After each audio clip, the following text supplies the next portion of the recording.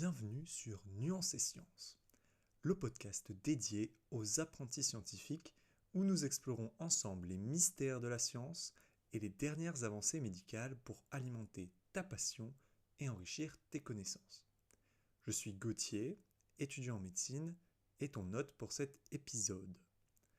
Tu peux consulter les ressources, si tu utilises Spotify, en cliquant sur le titre de l'épisode. Au passage, tu pourras consulter la page du podcast pour t'y abonner et laisser une petite évaluation d'au moins 5 étoiles. Alors aujourd'hui, c'est un épisode particulier. Très particulier parce que j'ai un problème. En fait, je suis trop perfectionniste. Je prends tellement de temps à faire les podcasts qui ne sortent jamais. C'est pourquoi le mois dernier, il n'y a pas eu de podcast.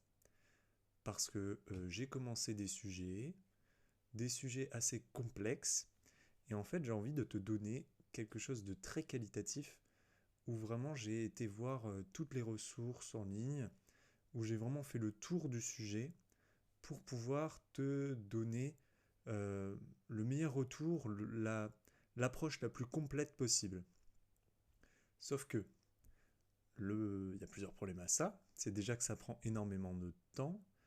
Je pense que tu ne peux pas t'imaginer combien d'heures je passe à écrire un podcast.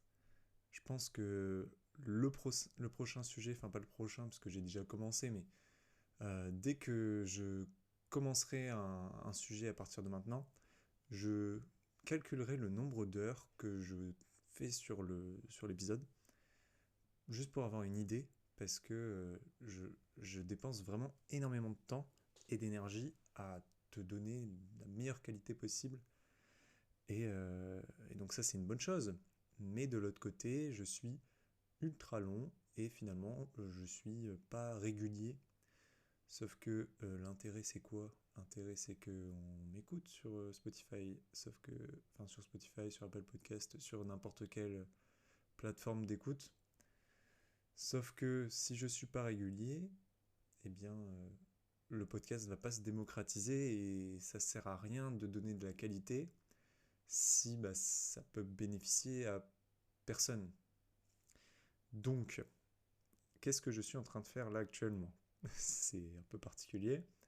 Je me suis donné comme défi, entre grosses guillemets, de écrire un podcast en 30 minutes. Vraiment pour changer avec mes mauvaises habitudes de perfectionniste où je, je veux vraiment aller à fond dans le truc et ne louper aucune information. Là, je te fais un podcast comme d'habitude, avec les différentes rubriques, mais que j'ai préparé en seulement 30 minutes. Donc ça durera forcément moins longtemps qu'avant, mais on va essayer de donner un petit peu de qualité quand même. Alors, pour commencer, la rubrique actualité. Qu'est-ce que j'ai remarqué? J'ai remarqué dans l'actualité qu'on parlait du Maroc. Parce qu'au Maroc, qu'est-ce qu'il se passe? Pas forcément actuellement, mais c'est tombé sous mes yeux, écoute. Au Maroc, l'avortement est interdit, c'est-à-dire l'interruption volontaire de grossesse. Donc quand on a envie d'arrêter une grossesse volontairement parce qu'on ne se sent pas capable de continuer, d'avoir un enfant, de s'en occuper, etc. Eh bien, au Maroc, c'est interdit pour sûrement des raisons religieuses. Et ça pose de gros problèmes. Parce que chaque jour, 600 à 800 IVG ont tout de même lieu, mais ils ont lieu de manière clandestine. Euh, et ça expose à de gros problèmes chez ces femmes qui ont recours à l'IVG de manière clandestine, parce que, en fait, c'est pas prescrit par des médecins, c'est vraiment un marché noir, entre guillemets. Et donc, il n'y a pas de posologie, donc de dose précise, précise et calculée qui est donnée à la femme. ce qui peut lui exposer à des problèmes, et donc il y a des morts chaque année. Pareil, on ne prend pas en compte forcément la semaine de grossesse pendant laquelle elle va prendre ce médicament. Ça expose aussi à des problèmes. Et donc c'est quand même des pilules qui sont vendues par des vendeurs, pas des professionnels de santé. Après, de ce que j'ai vu, c'est qu'il y a aussi parfois on a recours quand même à des professionnels de santé qui font de manière clandestine, en prenant le risque, font des gestes d'avortement, des gestes chirurgicaux, ou bien vendent directement des pilules. Ça reste interdit et ça les expose à des risques d'emprisonnement de 5 ans, il me semble. Donc c'est assez violent. Et donc il y a plusieurs mouvements, notamment des ONG, qui militent pour que le gouvernement oulala, le gouvernement marocain, ça se ressemble, hein, euh, rende légal cela. Il y avait déjà eu une demande en 2016 pour rendre l'avortement légal au moins pour les situations où il y a eu un viol ou une inceste. Et finalement, ça n'a pas été mis en place en raison d'une controverse. Enfin, il y a eu des manifestations, j'imagine. Les gens n'étaient pas contents. La société patriarcale, comme on dirait. Et donc, ça n'a pas été fait. Il faut savoir quand même qu'au Maroc, il y a quand même un type d'avortement qui existe, ce qui est l'équivalent de l'avortement médicalement assisté en France, c'est-à-dire l'avortement fait par les médecins quand il y a un risque pour la femme enceinte vis-à-vis d'elle, de la grossesse, à cause d'une malformation du bébé, à cause d'une maladie qu'a le bébé, etc. Donc ça reste autorisé, heureusement. Et donc les femmes qui veulent avoir recours à l'IVG, donc comme j'ai dit, soit ils ont recours à un vendeur, soit de manière clandestine, ils vont avoir des relations avec des professionnels de santé, ou soit ils vont voir le mouvement alternatif pour les libertés individuelles. Ça, c'est un mouvement féministe marocain qui peut leur donner des pilules gratuitement. Mais j'imagine que ça doit être assez compliqué, il doit y avoir beaucoup de demandes, et ça expose toujours au même problème. Donc voilà, c'était le sujet de l'actualité.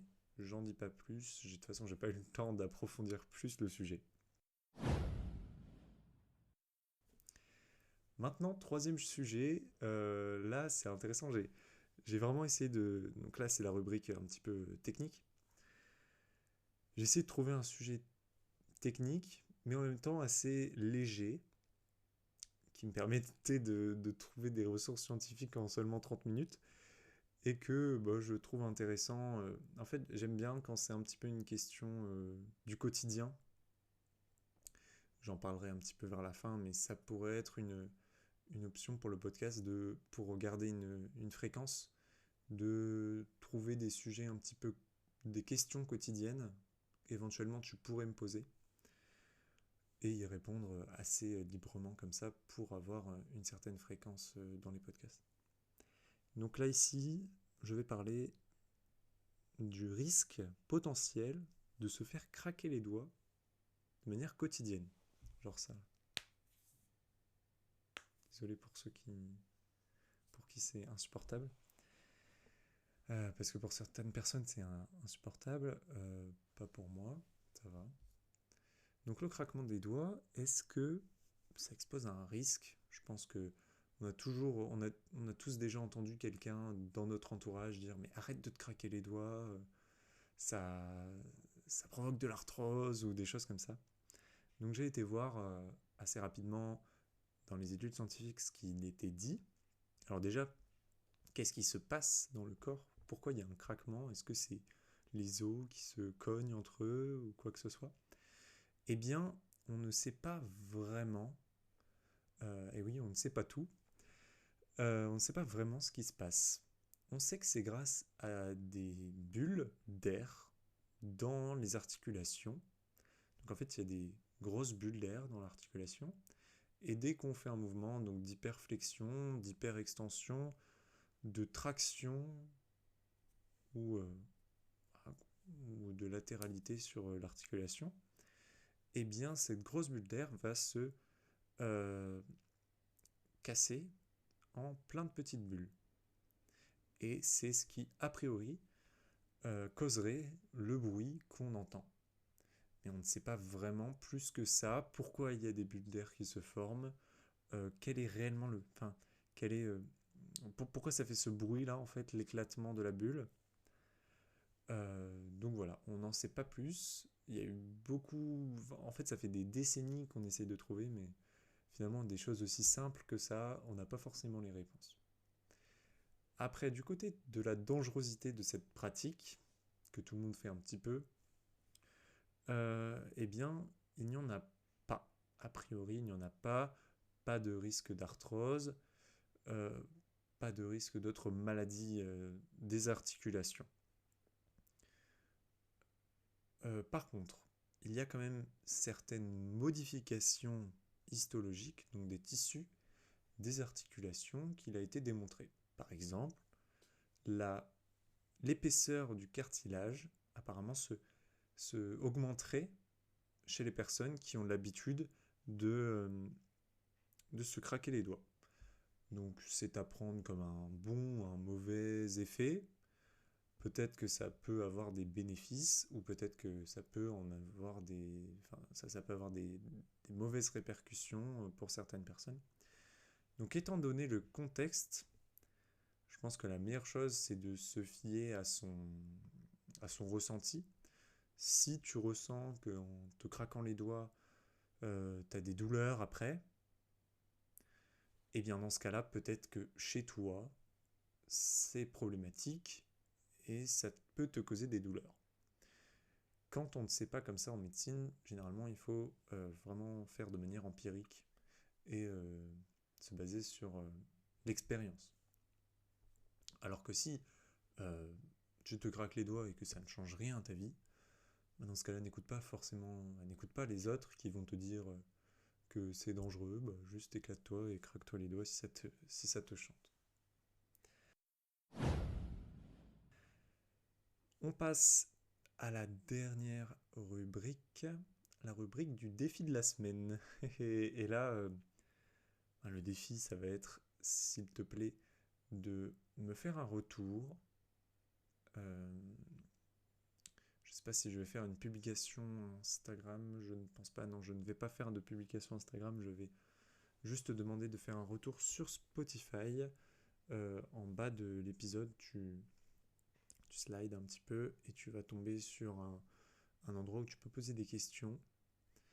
Et dans celle-là, au lieu de poser une question, si tu pouvais me conseiller sur comment je dois, quelle approche je dois avoir sur les podcasts pour avoir une bonne fréquence. Est-ce que tu penses que c'est important que je sois régulier ou que les épisodes soient qualitatifs? Du coup, comme je disais, j'ai réfléchi un petit peu et je pense qu'une solution serait peut-être de euh, avoir une bonne régularité en faisant des épisodes assez courts comme celui-là, en abordant des sujets légers, tout en parallèle, tout en, oui, en même temps en parallèle, je travaille sur un sujet un petit peu plus travaillé qui sortira donc à des fréquences beaucoup moins élevées que les petits épisodes comme celui-ci. Comme ça me permet de garder une régularité tout en apportant de la qualité sur le plus long terme. Donc voilà, dis-moi ce que tu en penses. Essaye de réfléchir dans la semaine si tu as d'autres idées. Bon, j'imagine que tu ne vas pas réfléchir toute la semaine sur mon podcast, c'est assez évident. Mais déjà à la fin de celui-là, si tu as des idées, n'hésite pas à me les faire parvenir, j'en ai besoin. Si tu aimes le podcast et que tu as envie de le soutenir, c'est la meilleure manière de le faire. Également, lâcher un petit 5 étoiles, ça peut être sympa. Voilà, fin de cet épisode qui n'a duré que une petite quinzaine de minutes. Je te souhaite de prendre soin de toi et de tes proches.